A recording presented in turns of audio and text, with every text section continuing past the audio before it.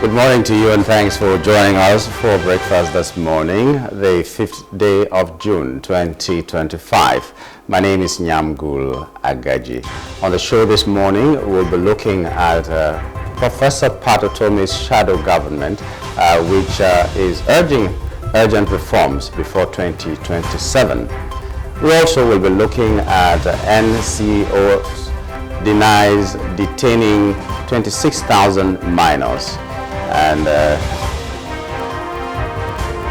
we also are going to have the fresh headlines coming to your way at 7:30. That's on Off the Press, where we look at the headlines that made it to the front pages of some of our national dailies. But in the meantime, let's take some headlines that intrigued us, some that caught our fancy in the last 24 hours on what we call top trending issues. In a significant move to stabilize governance in Rivers State, the sole administrator, Vice Admiral Iborete Ibas, has appointed 11 new permanent secretaries. This decision follows the suspension of all political appointees, including commissioners and special advisors, as part of the state of emergency declared by President Bola Tinubu in March 2025. The appointments aim to ensure continuity in administrative functions amid the ongoing political restructuring. Among the notable appointments is Dr. Inyingi Brown, who has been named the acting head of service following the resignation of Dr. George Nweke. Additionally, Professor Ibibia Warika has been appointed as the new secretary to the state government. These appointments are part of Administrator Ibas's broader efforts to maintain neutrality, peace and stability in the state's governance during this transitional period. The new permanent secretaries are expected to play critical roles in implementing the administration's policies and ensuring effective service delivery. Administrator Ibas has emphasized the importance of transparency, accountability and collaboration with civil servants to achieve the objectives set forth during the state of emergency. These developments mark a pivotal step in Rivers State's journey towards restoring democratic governance and public trust. Okay, I don't know how that is. I don't know what the Constitution says about a sole administrator appointing permanent secretaries and the secretary to the state government and all the appointments that he has made 2 months to the expiration of his tenure. And I'm just asking myself the question, so is it that the secretary to the state government will serve for just the 2 months that are remaining, and when the administration of the elected administration, which is of Simfubara, is restored, then he will be sacked, or will he continue? I don't know how this is going to be. I thought a state of emergency is to suspend a lot of things, especially when it's a military head that is there, to suspend a lot of things and do things in a short form, or the shortcut, take the shortcut to do things faster and all that. And then whenever you need something different from what you are having the right to do, you go to the National Assembly and all that. So I don't know really, I don't have the details whether the sole administrator has the right to appoint permanent secretaries or he has the right to appoint a new secretary to the state government, which he has not done all this while till 2 months to the end of his tenure. I don't know how good that is and what it's going to mean when the real administration is restored 2 months later. But it seems as if this is a government of positioning, bring someone in, position some people that will work for the best interest of some other people who are allowing that to happen and all that. So it has come to a point where an illegality will be looked upon as, we are used to it, let it happen. If it happens, nobody will say anything, and that's what it seems to be. But I don't know really, let me not claim that I know that constitutionally this is wrong. It just doesn't feel right that 2 months to the end of his tenure he's appointing permanent secretaries. We know that this is not supposed to be political, but we know also that the governor and everybody, all the stakeholders have interest in it, and you're appointing them in the absence of the real governor, the authentic governor, the legal governor of the state. I don't know how that will work when Simfubara returns, if he's going to return as the governor or as just a puppet to someone else. Babcock University has dismissed a 300-level accounting student following allegations of inappropriate behavior linked to fetish practices and drug peddling. The university clarified that the incident did not occur on its campus, emphasizing its commitment to upholding moral and ethical standards. A thorough investigation reportedly led to the decision, which also aligns with the institution's disciplinary policies. The Vice-Chancellor, Professor Ademola Tayo, expressed the university's dedication to maintaining its values and reputation. He noted that while disciplinary actions are challenging, they are essential for preserving the integrity of the institution. The university further assured the public of its intention to continue fostering an environment conducive to academic and personal development.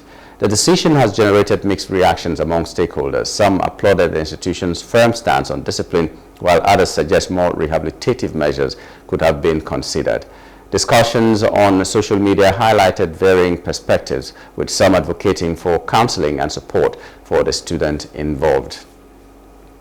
Well, I think if the school handbook spelled out whatever a student should or should not do, and this is one of the things that a student should not do, and he's dismissed, it's in line. A lot of parents send their children to Babcock, and some universities like that. No matter the cost of it, it is very expensive, at least more expensive than the federal universities or state universities that we have. They send their children to those kind of schools because they feel that their children will be disciplined, young men and women, when they come out of that institution, and then come and contribute positively to making Nigeria safe from all the bad influence we've been seeing, drug peddlers and Yahoo boys and the rest of those things. And then you go and do what you did. It's really uncalled for. I think I support the institution's firm stance. There are some things that we may not agree with, but fetish, diabolic, we don't know what else he has done before this time that he was caught, and we don't know who else has been influenced within the school premises and who else can be influenced within the school premises if it is allowed to continue. So I think I support the school authorities for doing what they did.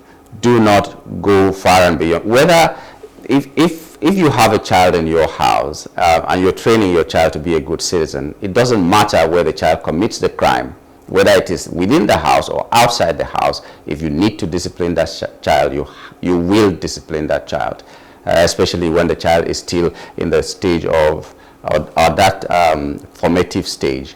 While you are in school and you are a student, no matter how old you are, whether you're 80 years old or 90 years old, you are going through a formative period, and you are subject to those kind of disciplinary actions, just like a toddler or a child of below 10 years is still under the roof of the parents, and even below 18 years, you're still under the roof of your parents, and you are not independent in any way. You will be disciplined when you go against the rules of that household. So I think I support the institution, and let it serve as a deterrent to all other students who may want to graduate and become better citizens. So we were hoping institutions like that will churn out, while other institutions are churning out cultists and so many other bad influences in our community.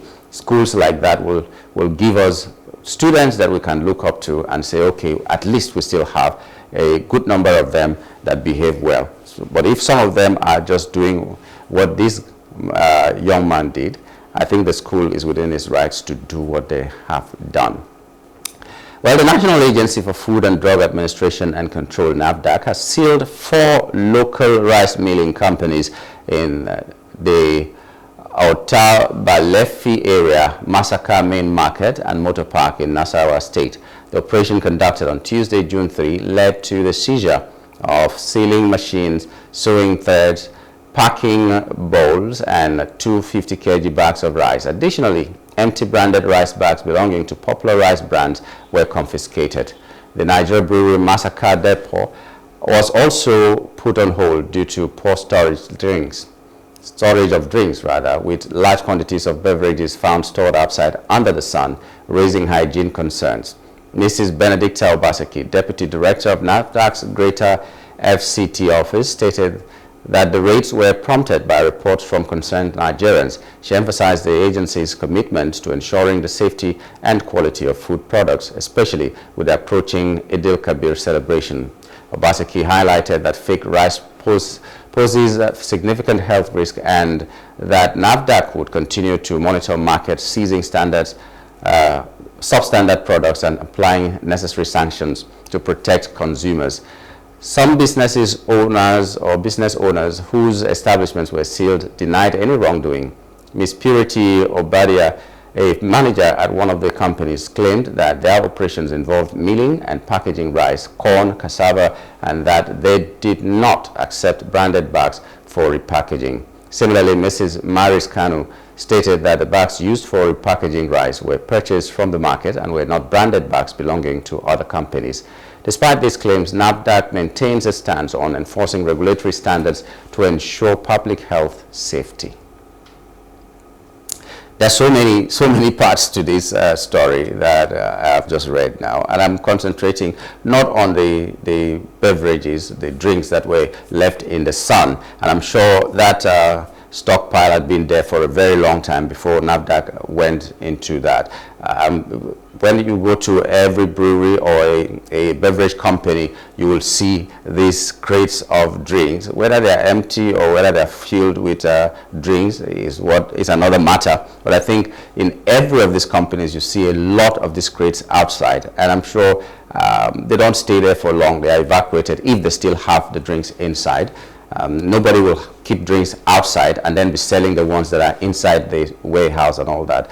So it happens. But what I want to concentrate on is that the report called the rice fake rice, the locally produced rice fake rice. It didn't say the rice was not processed properly in a way that will be good enough for consumers, because if you are not using a standard meal, for instance, I know this, you're not using a standard meal, you're just using an ordinary, there are small meals that you can use to process your rice. There's a tendency it might have stones inside, not because the local rice has stones, but because of how they dry it, because you parboil the rice, you dry it, and then you take it to the mill for milling. In a standard mill, a big, real mill, you just take the rice to the rice mill, you turn it somewhere, it removes the chaff, it removes the stones, it removes everything, it parboils it, it dries it within, and then you just stand somewhere else, maybe in 30 minutes or an hour, and collect your rice. After it has selected all the stones, removed all the stones, removed the ones that are broken and all that, they half grain, quarter grain and all that, they will separate all those ones and give you different bags for those ones. But in a local meal, you just put those that rice that you have manually parboiled and dried, and in the process of drying, stones might enter, a fowl will come somewhere to try to eat it, you throw a stone at it, the stones break inside it. Those are the things that make local rice have stones. And then, graciously, the scientists have also created another machine, a smaller one, that is called a destoner. You destone this rice and it is stone-free. So whether it is coming from China or it's coming from anywhere else, so long as it is not having, in fact, the local rice has less chemicals because the polishing is not as good as the foreign rice. But before you do the polishing and other things to make the rice look the way it is, some of them have a lot of chemicals inside. So it is better to consume local rice, especially if it can be done, and then, because people are lazy now, they don't know how to wash rice. When we're growing up, we're washing the rice and then removing the stones in the process of that. But a lot of people don't know how to do that. But now we have destoners. The rice that is produced in Nigeria is more healthy. There's a guarantee that it's more healthy than anyone coming from outside, because we don't know the processes that they went through. Now, if they used bags that are not theirs to repackage the rice, that's another issue. While I do not support that kind of fraud, it also begs the question of why they will need to do that. We have some people that produce very good shoes in Nigeria, for instance, but they will label it made in Italy. Why? Because that is the only time they can get the market for those shoes. So there's something fundamentally wrong that the National Orientation Agency has to look into, the National Assembly has to look into. Unfortunately, the National Assembly doesn't have up to 50% of people who wear the things that belong to Nigeria or eat the things that come from Nigeria or show that they're patriotic enough to patronize businesses in Nigeria until you label it as a foreign good that is coming into Nigeria. So this, like I said, there's something fundamentally wrong. To label Nigerian rice as fake rice is very insulting for the farmers who toil all the time, and God who gave us the resources and everything to make sure that we can produce our own rice, safe rice in this country. So far, I have not known any practice of rice production in this country that will make it not safe enough, except maybe when you're talking about using fertilizers and other maybe insecticides or other farm inputs to make the yield good enough. But after that, processing of rice, I've not heard where they're using maybe acid or carbide or anything to preserve the rice or do whatever will make it not safe. So to call it fake rice, for me, is very insulting. But to encourage the people to use their own bags, call them indigenous names, make sure the people know that it's produced in Nigeria, I would like that. But also the government should show working and make sure that when they are doing palliatives, for instance, they are using only local rice that they have proven that are safe enough for people to consume. Safe, not in terms of anything else, but that they are stone-free. That's what I'm saying, because even the fada rice that we see that is not polished is more nutritious than the ones that are sparkling clean that have been polished. Go and do your research. So stop calling local rice fake rice. It's very insulting as far as I'm concerned. I don't know how other people will feel. But NAFDAC, do your work, but label whatever you're doing appropriately, not just using words that may be very out of place. Now let's see if we can take another one. In Ekiti State, a new group of pensioners has emerged to advocate for improved welfare and address long-lasting issues affecting retirees. This initiative comes amid ongoing concerns about unpaid pensions and gratuities, which have significantly impacted the quality of life for many former public servants.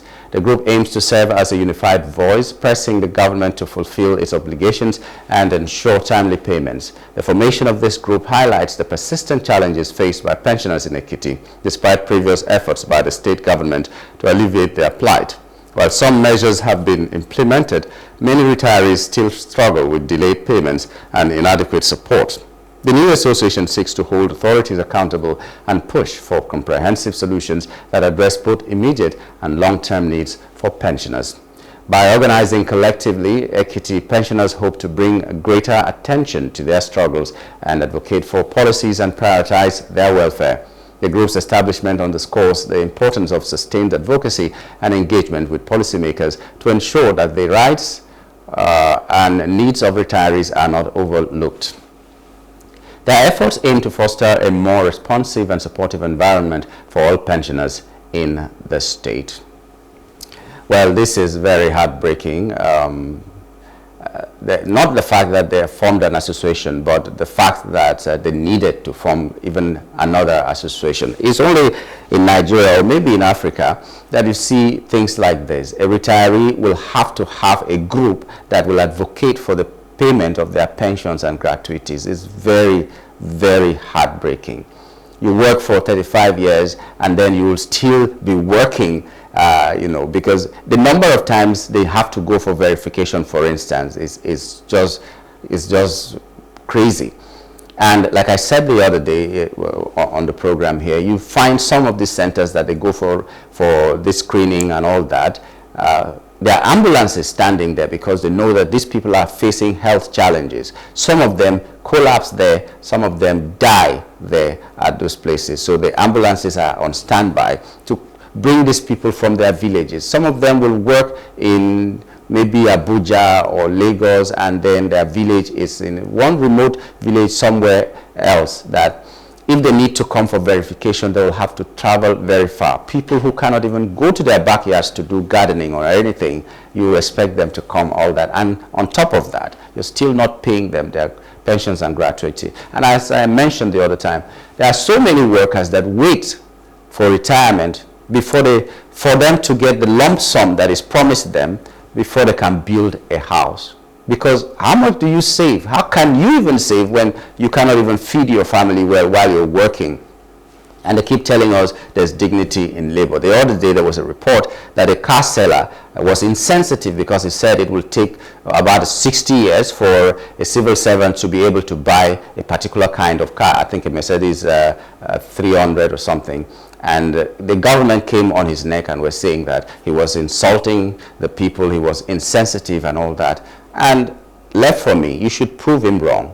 How many civil servants or public servants can take a car loan and successfully pay? How many people can take a mortgage to have a house and successfully pay within the period that they are working in the civil service? How many? How many people actually build houses from the salaries that they collect from the government? How many? Like I said, a lot of them wait for gratuity, pensions and gratuity, and it still doesn't come. So some of them even die before they see their gratuity. It's a very, very bad thing. While the politicians who serve maybe 4 years, they have never been owed their severance money. They have never been owed their pensions or whatever money they get after their tenures. So why are you doing this to your people, your children, your fathers, your mothers, everybody who has worked for the good of this country? A civil servant, an average civil servant, works at least 10 times more than a politician of 4 years. There's nothing you will tell me. At least going to work every day for 35 years beats anything a politician can do in 4 or 5 or 8 years. Still, they are being treated the way they are being treated, and then they will have to form associations that will be fighting for them. It's unheard of.